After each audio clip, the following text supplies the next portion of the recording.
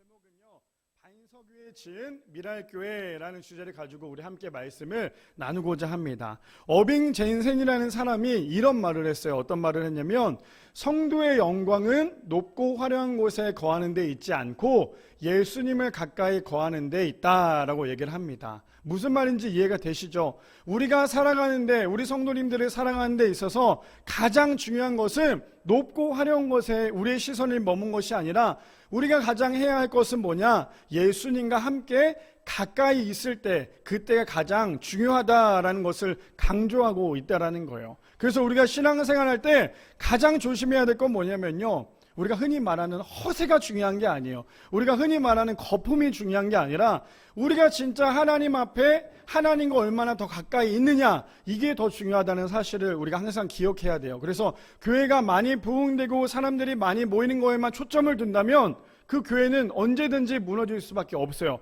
왜요? 교회의 중심은 예수 그리스도가 있어야 하는데, 단순히 인원을 부풀리기만 한다면, 제가 이렇게 얘기한다고 해서 개척교회니까 그러겠지가 아니라, 교회의 본질은요, 예수님이어야지 사람의 인원의 수에 따라서 많이 부흥했다 적게 부흥했다가 중요한 게 아니라, 한 사람이 와서 그가 변하고 예수님을 만났을 때 진정한 부흥이 일어난다는 사실이죠. 그래서 이렇게 얘기하죠. 성도의 영광은 높고 화려한 곳에 거하는 데 있지 않고 예수님을 가까이 거하는 데 있다.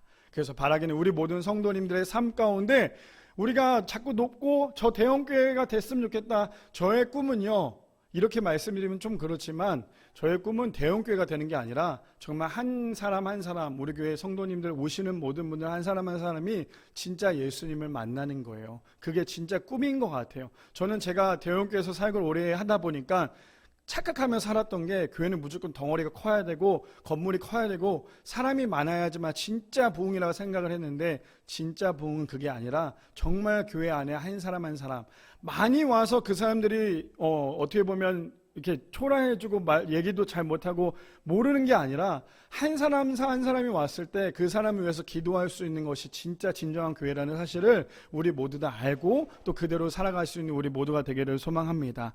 우리가 어제 입당 예배를 드렸어요. 그렇죠? 입당 예배를 드렸고, 제가 그래서 이렇게 함께 시작을 하고 싶어요. 이제 앞으로 우리 교회가 달려가야 하는데, 우리 성도님들 마라톤 아시죠? 마라톤을 뛰기 위해서 가장 중요한 건 뭔지 아세요? 내가 내일 마라톤이니까 오늘까지 열심히 먹고 내가 내일부터 마라톤 뛰어야지라고 하면 모든 사람들이 뛸 수가 없어요. 저도 마라톤을 뛰어보니까요, 그 마라톤을 완주하기 위해서 충분한 훈련의 시간이 필요하더라는 거예요. 지금 당장 내가 마라톤을 뛰어야지라고 생각을 해서 준비도 되지 않은 상태에서 마라톤을 뛰게 되면요, 다리에 쥐가 나게 되고 심장이 아프게 되고, 그러다 보면 완주는 하기는커녕 중간에 뛰다가 멈출 수밖에 없는 게 이 마라톤이에요.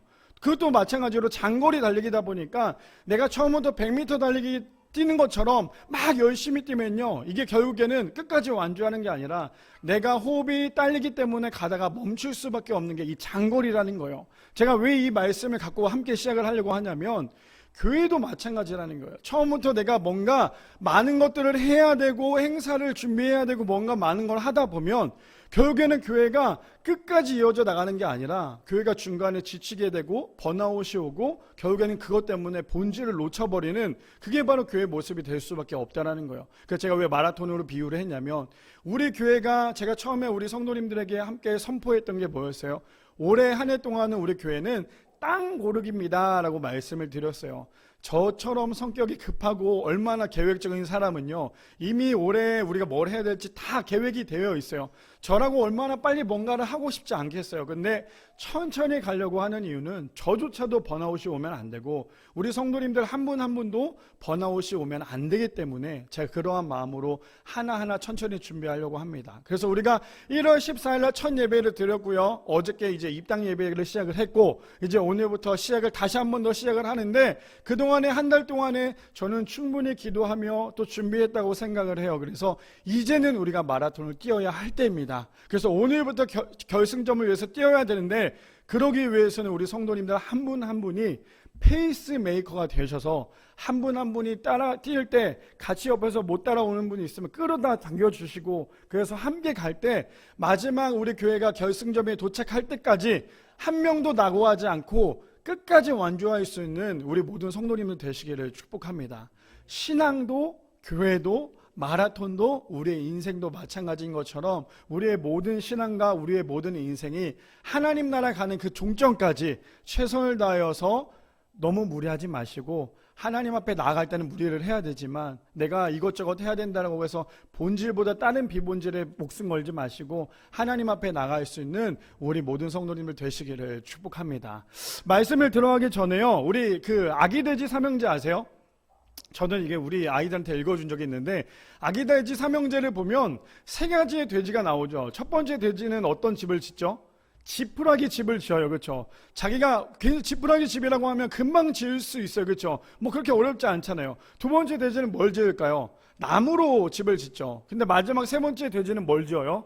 좀 시간이 오래 걸리더라도 벽돌로 짓는 집을 짓게 된다라는 거예요. 근데 이 돼지를 잡아먹기 위해서 늑대 한 마리가 나타나죠. 이 늑대가 돼지 한 마리 한 마리를 가는데 첫 번째 집에 가서 했던 게 뭐냐면 후 불어버리니까 그 돼지의 집, 지푸라기를 지은 집이 어떻게 됩니까? 날아가 버려요. 그러니까 그 집이 없어지죠. 근데 두 번째 집, 그 늑대가 두 번째 돼지의 집에 갔어요. 나무로 지었죠. 쳤더니 그 나무 집이 어떻게 돼요? 부셔지는 모습을 보게 돼요. 근데 마지막 돼지 집에 갔을 때 그 돼지 집은 뭘로 지었죠? 벽돌로 지었어요. 그러니 그 벽돌은 집은 후 불어도 날아가지 않고 아무리 쳐도 부셔지지 않는 게 이 돼지 삼형제의 마지막 돼지의 집이었다라는 거예요. 제가 왜 이걸로 시작하냐면 오늘 말씀의 제목이 무엇입니까? 반석 위에 지은 미랄교회라는 주제를 가지고 우리가 함께 말씀을 나누려고 해요. 아까 제가 마라톤과 함께 비유했던 건 뭐냐면, 저는 우리 교회가 지푸라기 교회가 되지 않았으면 좋겠어요. 우리 교회가 통나무 교회가 되지 않았으면 좋겠어요. 우리 교회가 정말 단단하게 벽돌로 지은 그러한 튼튼한 교회가 되기를 소망합니다. 자, 그래서 우리가 말씀을 함께 나누기를 원하는데요, 먼저 첫 번째로 이렇게 얘기를 하죠. 한 영혼을 천하보다 귀하게 여기는 교회가 되어야 한다라는 거예요. 교회의 가장 큰 목적이 뭐냐면, 어떠한 화려한 행사를 하거나, 물론 행사도 중요하죠. 지역사회를 섬기는 것도 너무너무 중요해요. 근데 교회의 가장 큰 본질은 뭐냐면 한 영혼을 천하보다 귀하게 여기는 거예요. 그렇다면 교회가 해야 될 게 뭐냐? 첫 번째는 바로 복음 전파라는 거예요.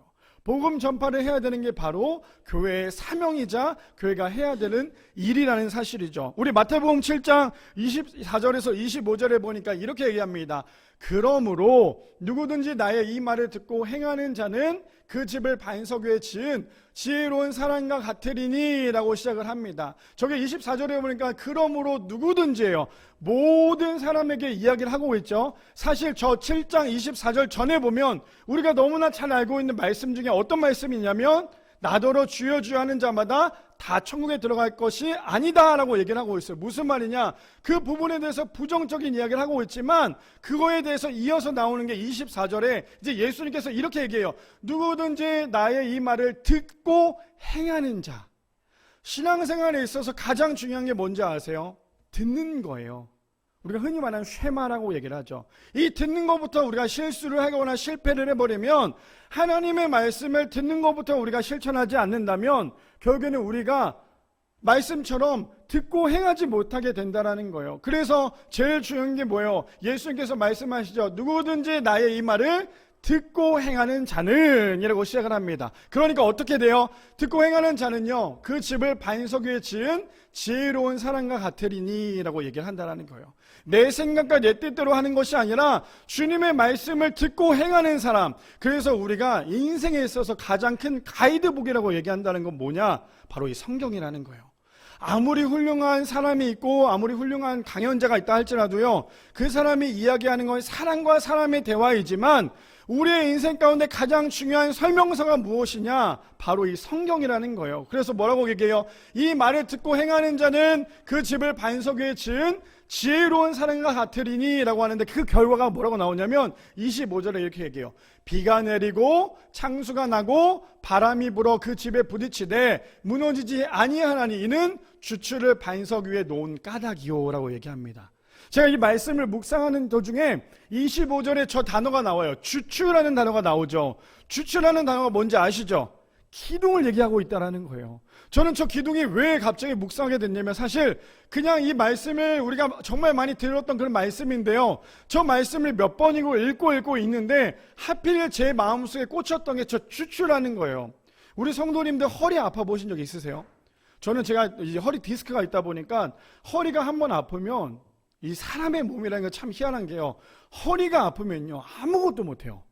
허리가 아프면 뭐 앉았다 일어났다가 아니라 아예 몸 자체를 움직일 수 없죠. 근데 이 허리가 튼튼하면 우리가 모든 것을 다 할 수 있다는 거예요. 그래서 운동 중에서 가장 중요한 건 뭐냐면 아침에 일어나서 우리가 해야 될 거는 척추 기립근 운동이라고 해서 이 기립근을 잘 잡아주면 우리의 몸이 제대로 갈 수 있다는 거예요. 근데 사람 몸의 허리를 다쳐버리면 우리가 그 다음부터 움직일 수 없는 몸이 바로 이 허리에 대한 아픔이라는 거죠. 근데 오늘 본문에 보니까 저 주추라는 것은 건물을 짓는 그 기둥을 이야기한다는 거예요.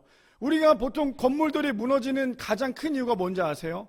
기둥을 제대로 세우지 않아서 그래요. 최근에 뉴스에 보니까 뭐 대기업인 그런 건설 회사에서도 많은 집들이 무너졌던 이유가 뭐냐면 기둥을 몇 개를 더 세워야 되는데 그 예산을 절감하고자 기둥을 몇 개를 세우지 않다 보니까 어떻게 돼요? 부실공사가 되고 그 커다란 건물이 한순간에 무너지는 그 모습을 보게 된다라는 거예요. 근데 저기 24절에 보니까 나의 말을 듣고 행하는 자는 지혜로운 사람과 같은데 어떻게 된다고 얘기해요? 비가 내리고 창수가 나고 바람이 분다 할지라도 주추를 반석 위에 놓은 까닭이다. 왜? 무너지지 않는 이유가 바로 주추를 반석 위에 놓은 까닭이기 때문이다 라고 얘기를 하고 있다는 거예요. 그러면서 또 말씀 중에 저는 저 말씀을 보니까요 또 이 말씀이 떠올랐어요. 뭐냐면 마태복음 18장 12절에서 14절에 보니까 이렇게 얘기합니다. 너희 생각에는 어떠하냐? 만일 어떤 사람이 양 100마리가 있는데 그 중에 하나가 길을 잃었으면 그 99마리를 산에 두고 와서 길 잃은 양을 찾지 않겠느냐라고 얘기합니다. 사람의 생각으로 볼 때는 양이 100마리 중에 99마리는 있는데 한 마리가 잊어먹었어요. 근데 그 한 마리를 찾는 게 이득일까요? 아니면 99마리를 보관하고 있는 게 이득일까요? 사람의 생각에는 당연히 99마리를 보관한 게 이득이겠죠? 한 마리보다 99마리가 더 소중하기 때문에, 더 많기 때문에. 그런데 예수님의 생각은 달랐다라는 거예요. 왜 그렇게 얘기하냐? 예수님은 99마리도 너무너무 중요하지만 그 잃어버린 한 마리 때문에 어떻게 하고 있어요? 13절에 보니까 진실로 너에게 이르노니 만일 찾으면 길을 잃지 아니한 99마리보다 이것을 더 기뻐하리라. 이와 같이 이 작은 자 중에 하나라도 잃은 것은 하늘에 계신 너희 아버지의 뜻이 아니니라 라고 얘기하고 있어요. 무슨 말이냐? 우리가 생각할 때는 99마리가 더 중요하다고 생각을 하지만 예수님은요 그 잃어버린 한 영혼이 얼마나 중요하다는 사실에 대해서 이야기하고 있다는 거예요. 교회가 그래서 꿈꿔야 될 것이 무엇이냐면 많은 사람들이 몰린 것도 너무나 중요해요. 많은 사람들이 모여야지만 우리가 많은 일을 감당할 수 있잖아요. 근데 더 중요한 건 뭐냐면 한 영혼이라도 소외를 시켜서는 안 된다는 거예요. 우리가 제가 몇 번이고 설교 때 말씀을 드렸죠. 예수님의 제자 훈련은요 한 영혼의 변화라는 거예요. 그러니 예수님께서 요구하시는 건 뭐냐? 한 영혼을 천하보다 귀하게 여기시는 분이 바로 우리 예수님이시라는 거예요. 그러니 오늘 본문에도 얘기를 하고 있잖아요. 99마리도 너무나 중요하지만 그 잃어버린 한 마리를 찾았을 때 그것이 얼마나 기쁘냐라고 지금 예수님께서 말씀하고 계신다라는 거예요. 그래서 우리가 교회가 해야 될 것 첫 번째가 뭐였어요? 한 영혼을 천하보다 귀하게 여겨야 된다라는 거예요. 제가 이제 어제 아버지랑도 대화를 하면서 통화를 했지만 우리 교회가 많은 영혼들이 오면 얼마나 좋겠어요. 어제 본 것처럼 까득까득 차면 얼마나 좋겠어요. 저는 너무 감동이 되고 너무 은혜가 됐어요. 많은 사람들이 와서. 근데 많은 사람들이 오려면 가장 중요한 게 뭔지 아세요? 우리 교회 성도님들이 준비가 되어 있어야 돼요. 지금 이 상태에서 10명이든 20명이든 30명의 성도님들이 갑자기 우르르 들어오면 지금 우리가 준비가 되어 있지 않으면요 둘 중에 하나예요. 그분들이 실족해서 나가든지 여기 앉아 계신 분들이 실족해서 나가든지가 될 수밖에 없다는 거예요. 무슨 말이냐?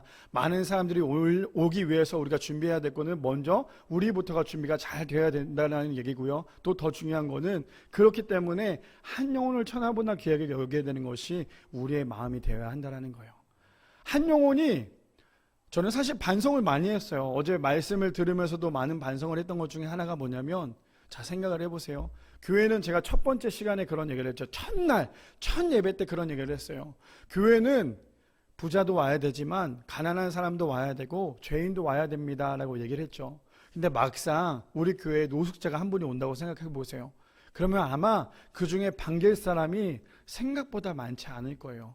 노숙자가 오면 어때요? 냄새나고 좀 더럽고 좀 그런 모습 때문에 그 사람이 왔을 때 그냥 빨리 뭔가를 주고 빨리 보내는 게 우리의 모습일 수도 있어요.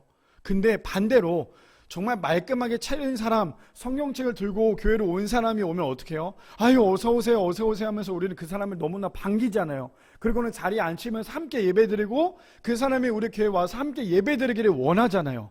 이게 우리의 모습이잖아요. 저의 모습이에요. 근데 생각해 보니까 어제 그 말씀을 듣고 제가 얼마나 회개를 하고 얼마나 다시 한 번 더 도전이 됐냐면, 노숙자가 오든지 말끔한 사람이 오든지 중요한 게 아니라 한 사람이 우리 교회에 방문한다는 것 자체가 얼마나 은혜인지 모른다라는 거예요.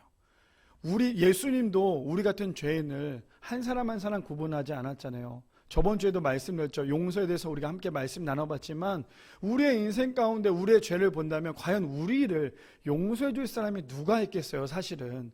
근데 예수님은 이 사람도 용서해 줬고 저 사람도 용서해 줬어요. 우리의 죄에 대해서 묻지 않았거든요. 따지지 않았거든요. 회개하기만 하며.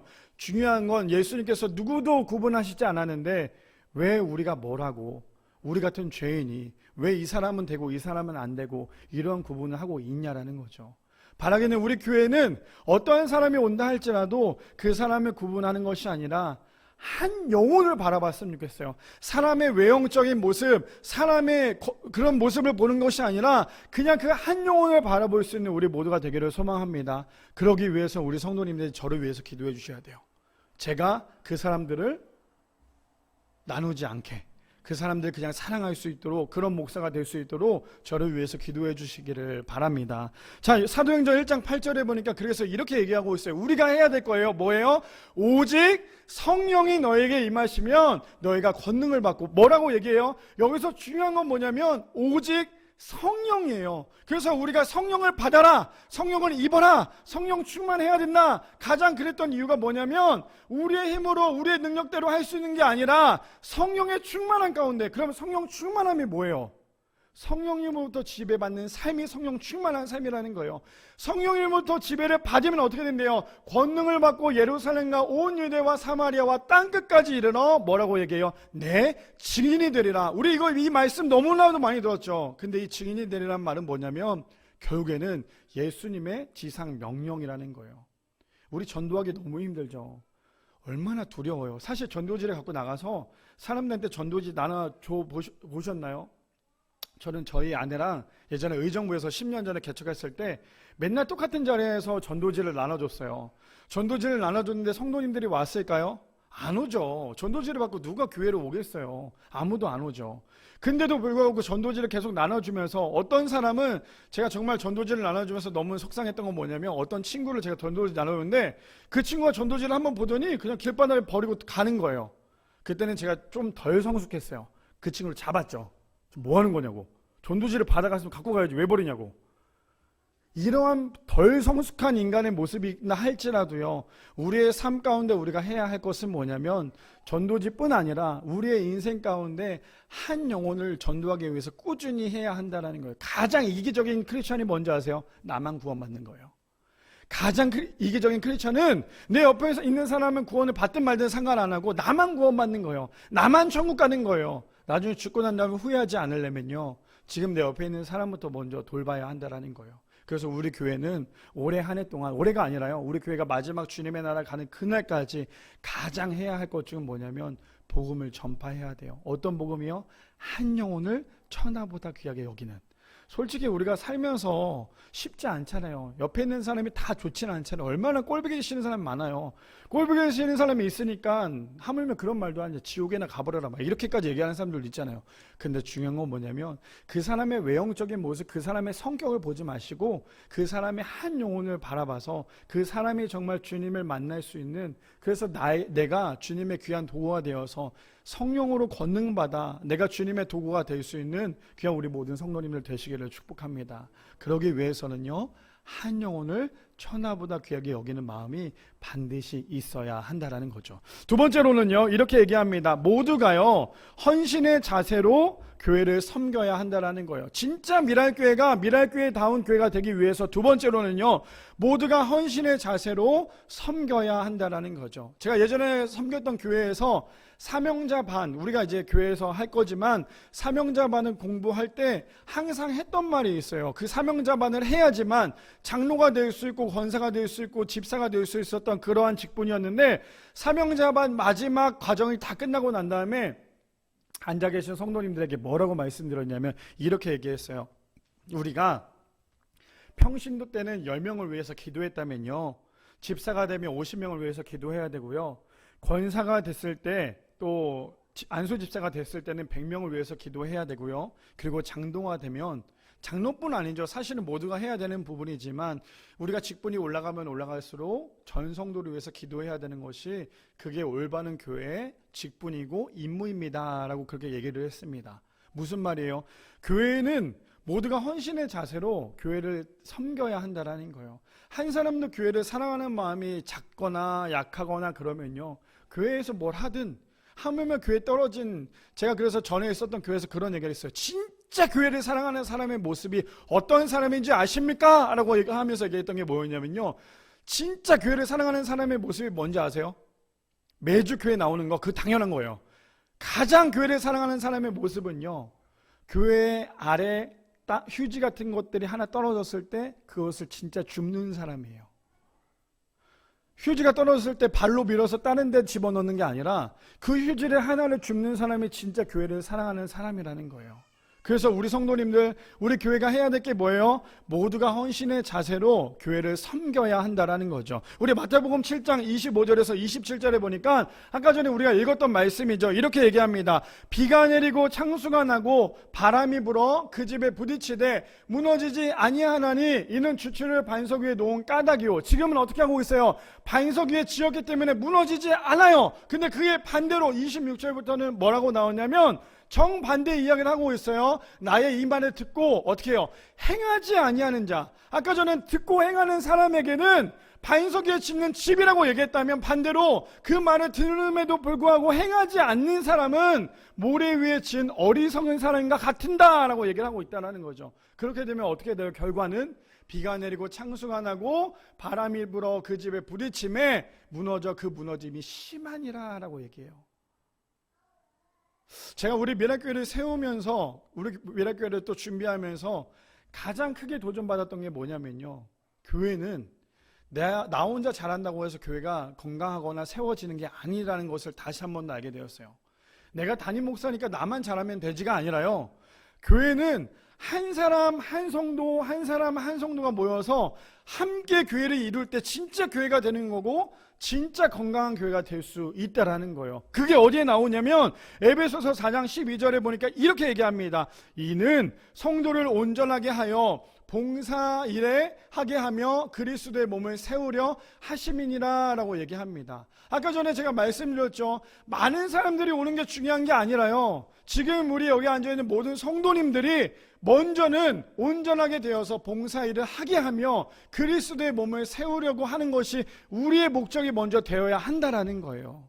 그래서 우리 모두는 이 교회가 내 교회다, 내 교회다, 내 교회다. 당연히 내 교회고 내 교회이기 때문에 내가 더 열심히 봉사해야 되지만, 가장 중요한 거, 제가 처음에 얘기했었잖아요. 우리 청년 한 명 있는 교회 왔을 때 그 얘기했다고. 우리 교회 오려고 했던 이유가 뭐예요? 그냥 교회니까 오려고 했던 거예요. 십자가만 바라봤던 거예요. 교회는 어느 순간부터 집착을 하게 되면 교회가 본질을 잃어버릴 수가밖에 없어요. 그래서 제가 저번에도 말씀드렸죠. 우리 교회 담임 목사는 제가 아니라 하나님이십니다 라고 말씀드렸던 건, 저도 눈치를 보면서 사역을 할 수밖에 없어요. 누구요? 사람 눈치가 아니라 하나님 눈치예요. 저희 아내가 항상 저한테 하는 말이 있어요. 당신은 너무 성격이 도안이면 뭐다 보니까 이게 쉽지 않다라고 얘기를 해요. 제 성격이 진짜 그래요. 도안이 뭐거든요. 아니면 그냥 그래요. 근데 중요한 건 뭐냐면, 제가 왜 그러냐면 더욱더 제가 더 올곧게 살려고 더 노력을 하다 보니까, 물론 그게 또 단점이 될 수도 있지만요, 제일 중요한 거, 제가 지금까지 살아오면서 제일 잘했다고 생각했던 것 중에 하나, 그래서 참 많은 미움도 받았지만 제일 잘했던 것 중에 하나가 뭐냐면요, 사람 눈치를 그렇게 많이 보지 않았어요. 그냥 하나님만 바라봤어요. 왜냐하면 하나님이 두려움의 대상이지 사람이 두려움의 대상은 아니잖아요. 그렇다면 우리 성도님들 교회가 진짜 올바르게 세워져 나가려면요, 우리 안에 먼저 훈련이 돼야 되고, 우리 안에 훈련이 되었다면 이제는 훈련으로 끝나는 게 아니라 우리가 주님의 나라와 주님의 일을 위해서 우리가 열심히 해야 되는 거예요. 제가 어떤 분에게는 이제 우리가 상반기 동안 제가 아무것도 하지 말라 그랬어요. 찬양 빼고는 아무것도 하지 말라 그랬죠. 왜냐? 지금 교회에서 뭔가 할 게 아니에요. 지금 우리 교회는 하나하나 만들어 나가는 거예요. 근데 하나하나 만들고 난 다음에 하반기부터 이제 제가 아시잖아요. 저 일 시키는 거 되게 좋아하는 거. 이제 하반기 때부터 우리가 많은 일들을 할 거예요. 여기 몇 명 되지 않지만 10,000명 넘는 교회처럼 열심히 할 거예요. 할 건데 그러기 위해서 우리가 먼저 해야 될 거는 우리가 먼저 예수님으로 인하여서 회복부터 돼야 될 거 아니에요. 회복이 되지 않고 교회만 하면 100% 번아웃이 와요. 100% 번아웃이 오면요, 번아웃 뭔지 아시잖아요. 교회 일을 하다 지쳐버리면 교회 일을 못해요. 아니 신앙마저 잃어버리게 돼요. 그래서 제가 먼저 회복부터 합시다. 회복부터 하고 난 다음에 교회 일을 합시다. 교회 일은 단순히 교회가 뭔가 화려하게 뭔가 꾸미기 위해서 하는 게 아니라요, 교회 일은 하나님의 나라와 하나님의 일을 우리가 하기 위해서 하는 거예요. 에이 목사님 뭔가 채우려고 하는 거 아니에요. 그게 아니라 교회는 하나님이 먼저고 하나님이 주인 되심을 안다면 우리가 하는 그 모든 헌신들은요, 나를 위한 것이 아니라 하나님을 위한 것이에요. 그래서 가장 조심해야 될 게 뭐냐면요, 내가 이렇게 헌신하는데 왜 나에게 이런 것들이 주어지지 않지? 내가 이만큼 헌신하는데 왜 우리 집은 아직도 가난하지? 내가 이만큼 교회에서 헌신하는데 왜 아직도 나의 건강은 회복이 되지 않지? 이거를 바라고 있다면요, 우리는 당연히 회복도 되지 않을 뿐 아니라 더 가난하게 되고 더 아플 수밖에 없어요. 오늘도 우리가 이제 끝나고 난 다음에 하나님이 누구신가에 대해서 나오겠지만 제일 중요한 건 뭐냐면 하나님께서 주시는 복만 바라보게 되면 결국에는 교회의 본질로부터 엉망이 된다라는 거예요. 근데 복을 주시는 하나님을 바라보면, 그래서 우리가 헌신하는 것이 나의 모든 것들 욕구를 채우기 위한 것이 아니라 정말 하나님이 중심이 되고 하나님의 영광이라면 우리의 인생 가운데, 우리의 삶 가운데 우리의 교회는요, 반석 위에 세운 교회가 될 수 있다는 사실을 모두 다 기억하셨으면 좋겠습니다. 그래서 고린도전서 12장 8절에서 12절에 보니까요, 이렇게 말씀하세요. 어떤 사람에게는 성령으로 말미암아 지혜의 말씀을, 어떤 사람에게는 같은 성령을 따라 지식의 말씀을, 다른 사람에게는 같은 성령을 믿음을, 어떤 사람에게는 한 성령으로 병 고치는 은사를, 어떤 사람에게는 능력 행함을, 어떤 사람에게는 예언함을, 어떤 사람에게는 영들 분별함을, 다른 사람에게는 각종 방언 말함을, 어떤 사람에게는 방언 통역함을 주시나니 라고 얘기해요. 무슨 말이에요? 교회 안에는요, 모든 사람에게 달란트가 다 다를 수 있다라는 거예요. 아, 나는 이만큼 하는데 왜 너는 그만큼 못해가 아니라 그 사람은 그만큼 그러시기 때문에 못할 수 있다는 거예요. 그래서 교회에서 가장 어리석은 신앙인이 뭔지 아세요? 정죄하는 거예요. 나는 이만큼 하는데 너는 그것도 못해 아직도? 너는 교회를 지금 10년 20년 다니는데 아직도 기도를 못해? 너는 10년 20년 다니는데 아직도 찬양을 몰라? 아직도 말씀을 못 읽어? 말씀을 몰라? 이렇게 정죄하는 순간 그 사람은 크리스찬이 아니에요. 종교인에 불과하다라는 거예요. 하나님께서 우리 한 사람 한 사람, 여기 앉아있는 모든 사람에게 하나님께서 저렇게 은사를 주셨고 우리에게 교회의 한 사람 한 사람으로서 채워주셨다라는 거예요. 교회는 예수님의 몸된 제단이죠. 어떤 사람은 손의 역할을 해야 되고요, 어떤 사람은 팔의 역할을 해야 되고요, 어떤 사람은 다리와 발가락의 역할을 해야 될 때가 있어요. 그런데도 불구하고 나는 이만큼 할 줄 아니까 내가 욕심부려서 내가 손의 역할도 하고 발의 역할도 하고 발가락의 역할도 하다 보면요, 결국 그 사람은 예수님의 몸을 제대로 만들어내는 사람이 아니라 기형아를 만들어내는 사람이 될 수밖에 없다라는 거예요.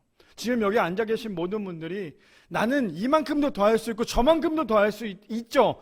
할 수 있어요. 충분히 능력이 있어요. 그런데 교회는 질서가 있어야 하기 때문에 내가 손의 역할을 감당했다면 손의 역할에 대해서 최선을 다하시면 돼요. 발의 역할을 감당하는 사람이라면 발의 역할을 최선을 다해서 감당하면 돼요. 괜히 내가 오른쪽 발도 하고 왼쪽 발도 해야지라고 생각을 하다 보면 결국에는 발이 수평을 이루는 것이 아니라 기형아가 될 수밖에 없다라는 거죠. 그래서 교회는요, 나에게 맡겨진 그 직분, 나에게 맡겨진 그 사명이 있다면 그 사명에 맞게끔 최선을 다해야 되는 것이 바로 교회 하나하나의 한 명 한 명의 공동체가 될 수 있다라는 거예요. 우리 교회가 여기까지 오기까지 오늘이 벌써 6주나 되었어요. 시간 참 빠르죠. 6주나 되기까지요, 이 교회가 여기까지 올 수 있었던 이유는요, 하나님께서 가장 큰 은혜를 부어주셨고, 그리고 우리 성도님들 한 분 한 분이 사모하는 마음으로 오늘도 이 자리에 오셨기 때문에 오늘도 이 미랄교회라는 이름으로 함께 예배를 드릴 수 있다라는 거예요. 이 자리가 가득 차고 넘치면 얼마나 좋아요. 자리가 없어서 1부 예배, 2부 예배, 3부 예배 만들면 얼마나 좋겠어요. 근데 저는 제가 바라는 건요, 제가 아직 그만큼 준비가 안 된 것 같아요. 그래서 저는 사실 두려워요. 한 사람 한 사람이 왔을 때 그 사람을 내가 케어할 수 있는 능력이 될까? 하나님께서 부어주시면 충분히 되겠지만 저는 저부터도 지금 준비를 하고 있어요. 땅고르기가 되지도 않은 상태에서 집을 지으면요, 그 집은 무너질 수밖에 없어요. 그러기 위해서 우리 성도님들 한 분 한 분이 우리 교회 안에 주축가 되셔서, 기둥 한 사람 한 사람의 기둥이 되셔서 우리 교회 안에 아까 두 번째 말씀드린 것처럼 모두가 헌신의 자세로 교회를 섬길 수 있는 귀한 우리 모든 성도님들 되시기를 축복합니다. 그래서 저는 우리 성도님들이 너무 좋아요. 너무너무 행복하고, 사실 어저께 우리 예배 드리면서 한 권사님이 그런 말씀을 주셨어요. 아니, 내가 사실은 많은 사람들이, 성도님들이 이렇게 초대받아서 왔는데 나는 좀 서 있었으면 참 좋았을 텐데 내가 앉아 있어서 너무 좀 마음이 불편했다라고 얘기를 했어요. 근데 제가 뭐라고 말씀드렸냐면, 아니요. 그 시간의 주인공은 우리 교회 성도님들이세요. 그러니까 우리 성도님들 앉아서 예배를 드리는 게 맞아요. 저는 우리 성도님들이 어느 곳에 가도 소외받지 않았으면 좋겠어요. 미랄교회라는 이름으로 뭘 해도 소외받지 않았으면 좋겠어요. 제가 집회를 나가보니까요, 우리 교회 아이들을 데리고 연합집회를 나가보니까요, 우리 교회가 작기 때문에 아이들이 소외받는 것만큼 안타까운 게 없더라고요. 제일 중요한 건 우리 성도님들이 정말 주인 의식을 가지고 우리 교회 안에서 나아갈 수 있는, 그래서 우리 교회를 정말 사랑하고 섬기며 살아갈 수 있는, 그래서 이 미랄교회가 더욱더 든든하게 설 수 있는 우리 모든 성도님들 되시기를 축복합니다. 마지막 세 번째로는요, 근데 가장 중요한 게 있어요. 그게 무엇이냐? 예배 중심의 교회가 되어야 한다라는 거예요. 교회는 행사 중심의 교회가 되면 그 교회는 그냥 행사지, 교회의 가장 중요한 건 뭐냐면, 교회가 해야 될 건 뭐냐면요, 예배 중심이 되어야 한다라는 거예요. 오늘도 우리가 이 자리에 나온 이유가 뭐예요? 밥 먹기 위해서. 물론 함께 교제하는 것도 중요하죠. 근데 교제보다 더 중요한 건요, 예배예요. 교제는 그냥 서로 대화하다 끝나는 거지만 예배는 그 중심에 하나님이 계시기 때문이에요. 우리 본문 볼까요? 마태복음 7장 24절, 26절, 25절, 27절에 보니까 제가 이 말씀을 또 이렇게 나눠봤어요. 이렇게 얘기합니다. 24절에 보니까, 그러므로 누구든지 나의 이 말을 듣고 행하는 자는 그 집을 반석 위에 지은 지혜로운 사람과 같으니, 근데 반대로 26절에 이렇게 얘기하죠. 나의 이 말을 듣고 행하는 자는 그 집을 모래 위에 지은 어리석은 사람과 같으리니 라고 얘기해요. 제가 왜 이 말씀을 가져왔냐? 교회 안에서 지혜로운 사람이 되기 위해서는요, 예배가 중심이 되어야 한다는 거예요. 근데 교회 안에서 지혜로운 사람이 아니라 어리석은 사람이 되는 건, 교회에 왔는데 예배가 지루해요. 그럼 끝인 거예요. 교회 안에 예배가 중심이 되지 않고 교회 왔는데 예배가 지루하면, 그럼 내가 오늘도 예배를 드린 게 아니에요. 일주일 동안에 살면서 오늘 이 시간에 딱 나와서 함께 예배 드리는데 이 시간조차도 그냥 왔다 그냥 하면 일주일 또 어떻게 사시겠어요? 우리가 흔히 말하는 자동차가 먼 거리를 가려면 주유소를 들리죠. 가득 기름을 넣어야지만 서울에서 부산까지 가는데 무리가 없어요. 근데 내가 그게 귀찮다고 해서 지금 자동차에 기름이 없는데 그냥 그 상태에서 주유소를 들리지 않고 가다 보면 아마 여기서 서울까지 가다가 차가 멈출 수밖에 없다라는 거예요. 무슨 말이냐? 우리가 신앙인으로서, 성도로서 예배가 중심이 되지 않으면요, 일산에서 서울까지 가다가 멈춰버리는 신앙인이 될 수밖에 없어요. 내가 오늘 말씀으로, 찬양으로, 예배로 성령의 기름을 가득 채우지 않으면 월요일날 아침에 눈을 떴을 때 이미 우리 안에 앵꼬불이 떠서 멈춰버릴 수밖에 없다는 거예요. 근데 주일날 우리가 예배를 드리고 성령의 기름으로 가득 채웠을 때 일주일 동안을 참 힘들게 살잖아요. 근데 일주일 동안에 살아갈 수 있는 힘이 주어진다는 거예요. 우리 교회가 지금은 주일 예배밖에 없지만 이제 앞으로 조금 더 성도님들이 모이고 조금 더 예배가 하나하나 생길 때 더 중요한 건 뭐냐면 주일만 예배가 아니라 매일 우리의 삶 가운데 예배가 돼야 되죠. 그러려면 새벽 예배도 나가야 되고 수요 예배도 나가야 되고 금요철야도 나가야 되고, 그러면서 우리가 자꾸만 성령의 기름으로 채워야지만 우리의 인생을 살아갈 수 있다는 거예요. 근데 그것도 중요하지만 또 중요한 건 뭐냐?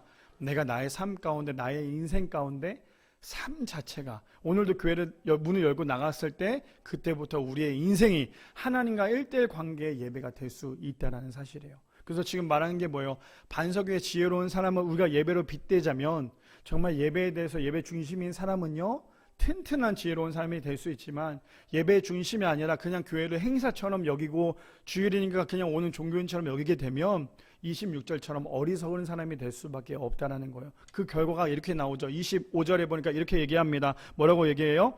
비가 내리고 창수가 나고 바람이 불어 그 집에 부딪히되 무너지지 아니하는 이는 주추를 반석 위에 놓은 까닭이요. 26절에 비가 내리고 창수가 나고 바람이 불어 그 집을 부딪힘에 무너져 그 무너짐이 심하니라. 저는 이 말씀을 이렇게 요약하고 싶어요. 뭐라고 요약하냐면 예배에 실패한 사람, 우리의 인생 가운데 예배에 실패한 사람은요 어떻게 되냐?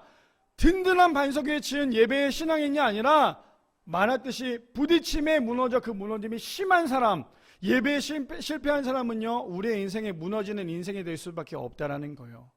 우리가 예배를 드리는 이유가 뭐예요? 하나님께서 우리를 만드신 가장 큰 목적이기 때문이라는 거예요. 그러니 우리가 예배를 한 번 한 번 드리는 게 얼마나 귀하고 소중한 사실을 기억하시기를 바랍니다. 누가복음 18장 10절에서 13절 말씀 보니까 이렇게 얘기해요. 두 사람이 기도하러 성전에 올라가니 하나는 바리새인이요 하나는 세리라. 여기서 등장하는 사람이 누구예요? 바리새인과 세리가 등장을 합니다. 저는 이 말씀을 보면서 우리 모든 성도님들이 세리가 되기를 축복합니다. 우리 모든 성도님들이 바리새인이라는 것에 대해서 착각하지 않으셨으면 좋겠어요. 왜요? 11절에 보니까 바리새인은 서서 따로 기도하여 이르되 하나님이여 나는 다른 사람들 곧 토색 불의 간음하는 자들과 같지 아니하고 이 세리와가 또 같지 아니함을 감사하나이다. 지금 바리새인은 뭐예요? 나는 저 세리와 다릅니다. 나는 내가 드리는 예배는 완벽합니다라는 것을 얘기하고 있어요. 그게 뭐라고 어떻게 나와요? 12절에 보니까 이렇게 얘기하고 있죠. 나는 일에 2번씩 금식하고 또 소득의 11조를 드리나이다 하고. 바라기는 나는 우리 모든 성도님들이 저러한 신앙인이 아니었으면 좋겠어요. 나는 일주일에 한 번 이상 금식을 하고 있고, 나는 매달 11조를 내고 있고, 나는 매일매일 성경 말씀을 보고 있고, 나는 매일매일 찬양하고 있고, 나는 매일매일 기도를 하고 있습니다. 이거를 사람들에게 자랑하는 그 순간부터 바리새인이 될 수밖에 없다라는 거예요. 지금 바리새인이 하고 있는 게 뭐예요? 나는 저 세리와 달라요. 나는 매일매일 금식도 해요. 나는 그리고 11조까지 내요.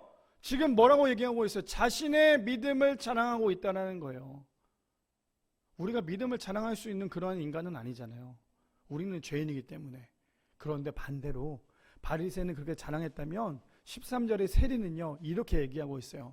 세리는 멀리 서서 감히 눈을 들어 하늘을 쳐다보지 못하고 다만 가슴을 치며 이르되, 지금 세리는 어떻게 하고 있어요?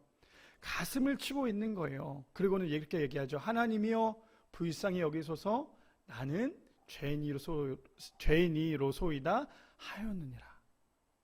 제가 왜 그렇게 말씀드렸는지 아시겠어요?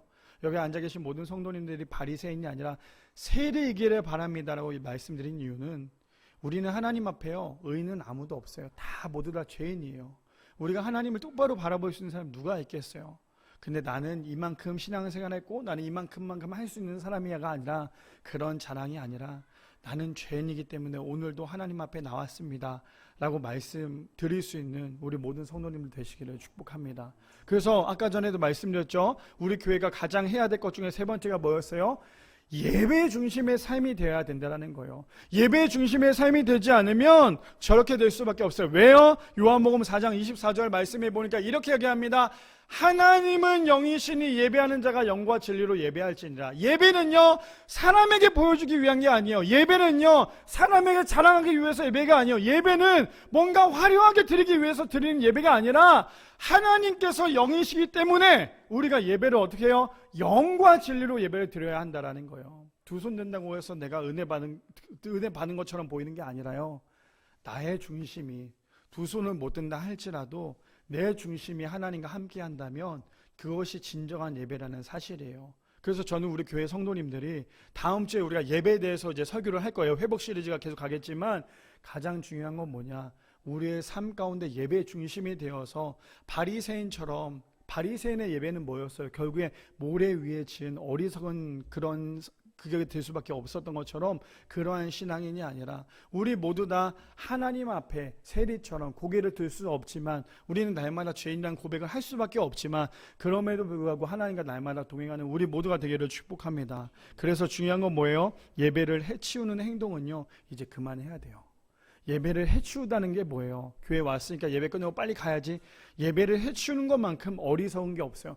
하나님께서 아무리 100번, 1000번, 1000번 예배를 드렸다 할지라도 하나님 그 예배 받으시지 않아요. 예배는 해치우는 게 아니라는 거죠. 우리 교회는 일주일에 한 번뿐이 예배지만 이 예배가 단순히 주일날 드려지는 그러한 종교의 행사가 되지 않기를 소망합니다.